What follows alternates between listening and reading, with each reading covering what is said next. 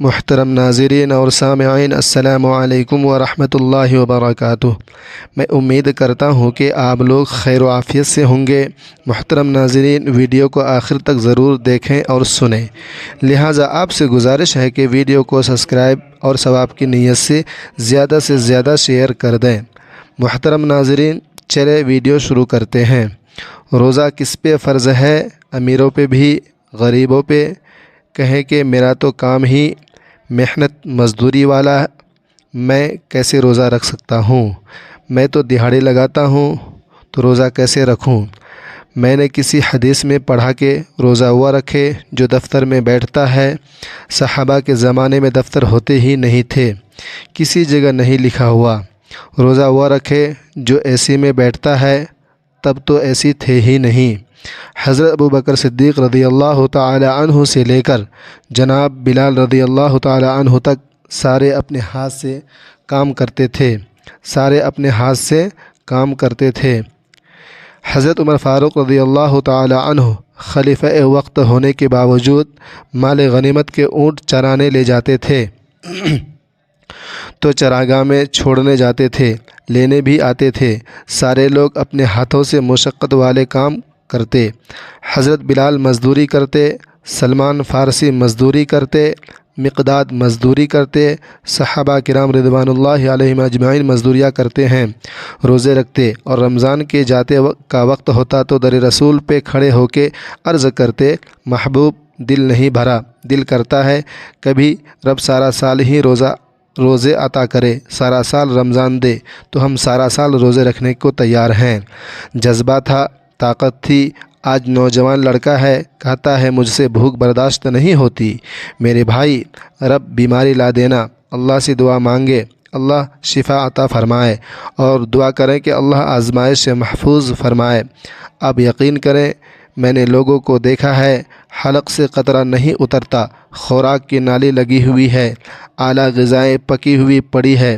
عرش کا مالک کہتا ہے میں تیرے حلق سے گزرنے نہیں دوں گا، قانون بن گیا۔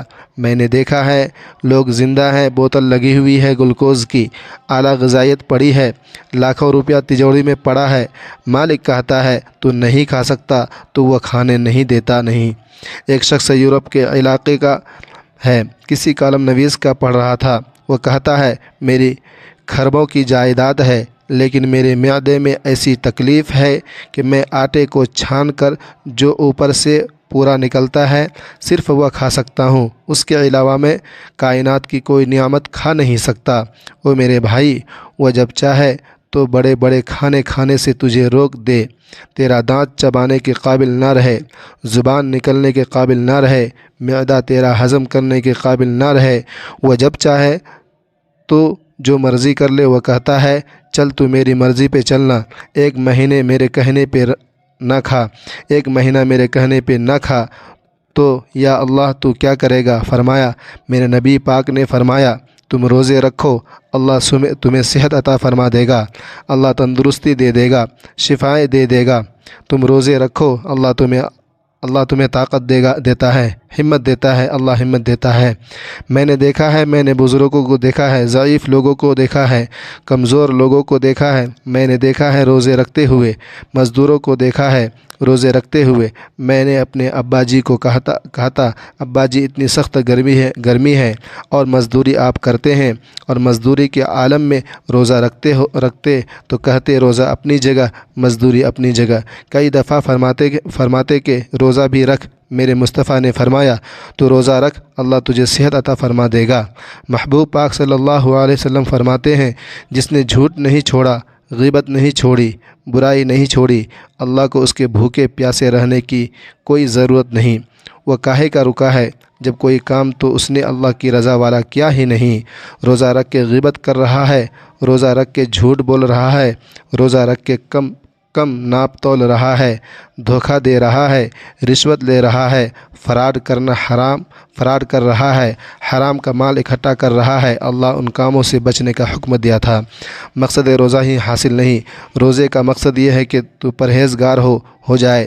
میرے نبی پاک علیہ الصلوۃ والسلام کی بارگاہ عالی مرتبت میں دو عورتیں آئی، یہ چیزیں کھا لو کہنے لگی محبوب آپ نے روزہ رکھا ہوا ہے؟ فرمایا نہیں، تمہارا تو روزہ نہیں ہے۔ حضور رکھا ہوا ہے روزہ، سحری سے لے کر غروب آفتاب تک کچھ نہیں کھایا، شام تک بھی نہیں کھائے گی۔ محبوب نے فرمایا ذرا قے تو کرو، الٹی تو کرو۔ قے کی تو ان کے حلق سے خون بھی نکلا اور گوشت کے لوتھڑے بھی نکلے، بوٹیاں بھی نکلی۔ نبی پاک علیہ الصلوۃ والسلام نے فرمایا وہاں بیٹھ کے تم نے اپنے جاننے والوں کی غیبت نہیں کی، چغلی کی، خاموش ہو گئی، گردنیں جھک گئی۔ نبی پاک علیہ الصلوۃ والسلام نے فرمایا تم نے قرآن نہیں پڑھا کہ جو اپنے بھائی کی غیبت کرتا ہے وہ مردہ بھائی کا گوشت کھاتا ہے، تو گوشت کھا کے بھی تمہارا روزہ رہ گیا ہے۔ اس طرح کا روزہ ہے کہ سب روزہ رکھ کے نہیں کھائی، نہ رکھنے والوں میں تنقید کر رہا ہے۔ تراویح پڑھ کے نکلے تو کہتے ہیں میں اکیلا ہی نیک ہوں، باقی محلے میں کوئی پڑھتا ہی نہیں۔ یہ کیسا تیرا روزہ ہے؟ پھر تو روزہ رکھ کے تو اس کی مقصد کو کوئی نہیں سمجھا۔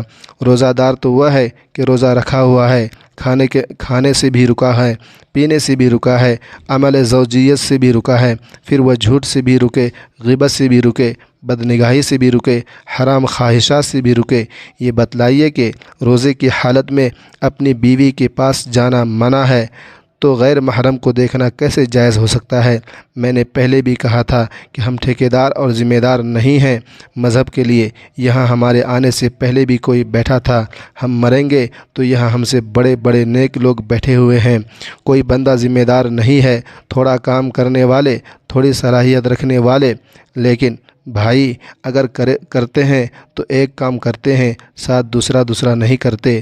یہ کس طرح کا دین سکھانے لوگ نکلے ہیں کہ شوال سے لے کر شعبان تک گانا سنایا جائے گا، شعبان سے لے کر شوال تک ناچ گانا کیا جائے گا، رمضان آئے گا تو حدیثیں سنائی جائیں گی، رمضان آئے گا تو لوگوں کو قرآن پڑھ کے سنایا جائے گا۔ یہ مذہب آج نہیں ہے کہ ایک گلاس کے اندر پہلے شراب پی لو، پھر اسی گلاس میں رمضان آئے تو شہد بانٹنا شروع کر دو۔ یہ بات نہیں، یہ میرے رسول اللہ صلی اللہ علیہ وآلہ وسلم کا مذہب ہے۔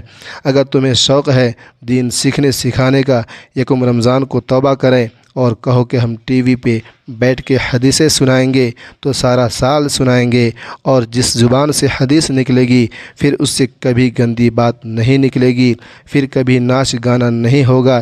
یہ کون سا مذہب ہے جو بیویاں سکھا رہی ہیں؟ یہ کون سا دین ہے جو عورتیں سکھا رہی ہیں؟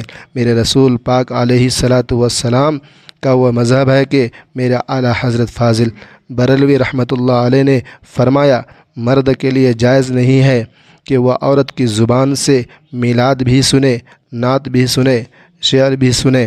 مرد کے لیے جائز نہیں ہے۔ مرد کو مرد سکھائیں، عورت کو عورت سکھائے گی۔ بے شک سنو، میرے نبی پاک علیہ الصلاۃ والسلام کے مذہب کا حسن یہ ہے، اسلام کہتا ہے ایک نظر اچانک کسی اجنبی عورت کو دیکھا، کسی نے غلطی سے دیکھا تو معافی ہو جائے گی۔ دوسری نظر ثابت سے یا دیر سے دیکھتا ہے اور غور سے دیکھتا ہے تو حرام ہے اس کے لیے۔ وہ پاکستان کا مولوی ہو یا سعودی عرب کا بادشاہ ہو، کسی بھی عورتوں کے لیے مردوں کے بیچ اٹھنا بیٹھنا جائز نہیں ہے۔ میرے نبی پاک علیہ الصلاۃ والسلام نے فرمایا ہے میں عورتوں سے مصافحہ کرنے نہیں آیا۔ میرے نبی پاک صلی اللہ علیہ وآلہ وسلم نے فرمایا ہے، حضور فرماتے ہیں لیکن کتا بالکل ناپاک نہیں ہوتا، کتے کا پھونک ناپاک ہوتا ہے، یا کتا ڈھیلا ہو جائے تو ناپاک ہوتا ہے، لیکن خنزیر سارا کا سارا ناپاک ہوتا ہے۔ فرمایا تمہارا دوست وہ ہو سکتا ہے جو محمد عربی صلی اللہ علیہ وسلم کا غلامی کرنے والا ہو، جو رسول اللہ صلی اللہ علیہ وسلم کی نوکری کرتا ہو، دوست ہوگا۔ حضرت صاحب بتائیے، مرد اور عورت نیک ہو تو بغیر پردے اور حجاب کے ایک دوسرے کو دین سکھا سکتے ہیں؟ تو حضرت جنید بغدادی رحمۃ اللہ علیہ فرمانے لگے، سکھانے والا حسن بصری ہو اور سیکھنے والی رابعہ بصری ہو تو پھر بھی بغیر پردے کے بیٹھنے کی اجازت نہیں۔ تو مفتی صاحب کو اجازت کس نے دی؟ مولانا صاحب کو اجازت کس نے دی؟ بڑا وہ نہیں ہوتا جو ٹی وی پہ زیادہ آتا ہے، بڑا وہ ہوتا ہے جو رسول اللہ صلی اللہ علیہ وسلم کے دین پہ عمل کرتا ہے۔ حضرت عبداللہ ابن مسعود رضی اللہ تعالی عنہ فرماتے ہیں، زیادہ باتیں کرنے والا عالم نہیں ہوتا۔ حضور پھر عالم کون ہوتا ہے؟ فرمایا پڑھو قرآن۔ فرمایا بڑا عالم وہ ہوتا ہے جو اللہ سے زیادہ ڈرتا ہے، اس لیے کہ رب فرماتا ہے میرے بندوں میں سے عالم وہ ہے جو اللہ سے زیادہ ڈرتے ہیں، خوف رکھتے ہیں۔ تو میرے بھائی، رمضان المبارک میں بچنا ہے، پرہیز کا وقت ہے، تو کوئی شخص بھی کوئی شو نہ دیکھے، آپ کوئی شو نہ دیکھیں۔ عورت کا تو پردہ ہے، تو ہمیں تو تماشے پہ لگا دیا گیا ہے۔ عجیب قسم کے لوگ آ گئے اور مذہب سکھا رہے ہیں۔ میری اپیل ہے آپ سے، افطاری کے وقت ٹیلی ویژن بند رکھیں۔ کیا چیز کھول کے رکھیں؟ قرآن کھول کے رکھیں، یا رسول اللہ صلی اللہ علیہ وسلم کا فرمان کھول کے رکھیں۔ اللہ رسول کی طرف توجہ رکھیں۔ سیکھنے سکھانے کا وقت ہے، ہمیں کوئی شکوہ نہیں، یہ پکی توبہ کر لیں۔ آؤ دین سکھاؤ۔ حضرت فضیل بن عیاض فرماتے ہیں، میں ڈاکو تھا، کبھی کبھی چھپ چھپا کے جمعہ پڑھا کرتا تھا، پھر میں نے توبہ کی تو سچی توبہ کی، پکی توبہ کی، پھر میں نے توبہ کی تو رب کو راضی کرنے والی توبہ کی، پھر میں نے توبہ کی تو چھوڑی ہر چیز کو، ہر شے کو، غریبوں کا مال لوٹا ہوا مال واپس کیا، جس کے پیسے نہ دے سکا اس کے گھر میں جا کے دی۔ اس نے فرمایا، میں سچی پکی توبہ کر کے مسجد آیا، جس خطیب کے پیچھے میں جمعہ پڑھا کرتا تھا وہ میرے ہاتھ پہ بیعت کر کے مرید ہو گیا۔ اللہ تبارک و تعالی نے اپنے بندوں کے دل میری طرف پھیر دی۔ اگر باتیں اچھی لگی ہے تو ویڈیو کو سبسکرائب اور ثواب کی نیت سے زیادہ شیئر کر دیں۔ اگلے ویڈیو تک کے لیے مجھے اجازت دیجیے۔ خدا حافظ۔ اللہ تبارک و تعالی آپ لوگوں